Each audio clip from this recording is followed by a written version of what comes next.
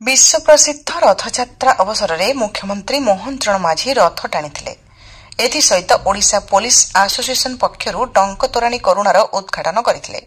राज्यपाल हरिबाबू कुम्भम्बाटी, केन्द्र मंत्री धर्मेन्द्र प्रधान, उपमुख्यमंत्री प्रभाती परिड़ा, राजस्व मंत्री सुरेश पुजारी, आईन मंत्री पृथ्वीराज हरिचंदन, पंचायतराज मंत्री रवि नायक, बहु विधायक, एडवोकेट जनरल पीताम्बर आचार्य और मुख्य शासन सचिव समेत बहु वरिष्ठ अधिकारी आज महाप्रभु रथयात्रा देखिथिले।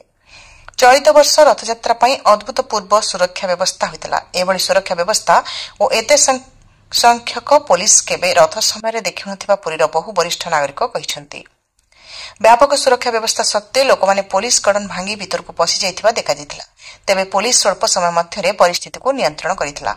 महाप्रभुଙ୍କ पहंडी समय दोलमंडप साही निकटरे सेवायत मानक प्रवेश पई उद्दिष्ट ब्यारिकेड निकटरे एभली अव्यवस्था देखिबाकू मिलिथिला।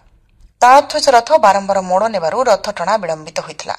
गतकाली रथ सिंहद्वार को टणा जाइथिबा बेले सेगुडिकर अवस्थित रे आवश्यक दूरत्व बजाय न रहिबा रथ मोड़ नेबार प्रमुख कारण बोली बहु वरिष्ठ सेवायत मत दैछन्ति।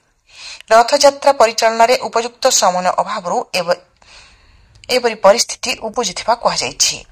आज महाप्रभुଙ୍କ नीतिकांति निर्धारित समय होइथिला। ए वर्षर रथयात्रा रे भक्त मानकर कोनोसी असुविधा होई नाही। पाग अनुकूल थिबारु आशाठारु 1.5 गुण लोके होइथिले। बलभद्रଙ୍କ रथ मोड़ जोगु रथ टणा विलंबित होइथिला। स्वल्प बाट हेले मध्य विधि अनुଯାयी आज महाप्रभु श्री जगन्नाथଙ୍କ रथ टणा जाइछि। पूर्वरु अनेक थर रातिरे मध्य रथ टणा जाइछि। रातिरे रथ टणा किछि नुआ कथा नुहे। आसंता काली श्रद्धालु माने पुणी रथ टाणीबार सुजोग पाइबे बोली आईन मंत्री कहिसंती। सबु महाप्रभुଙ୍କ इच्छारे हुए बोली कहिसंती श्रीमंदिर मुख्य प्रशासक।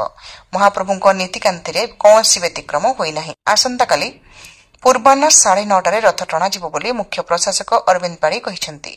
प्रभु बलभद्रଙ୍କ रथ मोड़ नेबारु देवदलन और रंधिघोष रथ टणारे विलंबित होइथिला कि बोली पचरा जिबारु अनुध्यान कराजिवो बोली से कहिथिले। पुरी समृद्ध ओडिशारु नृसिंह महांती को रिपोर्ट।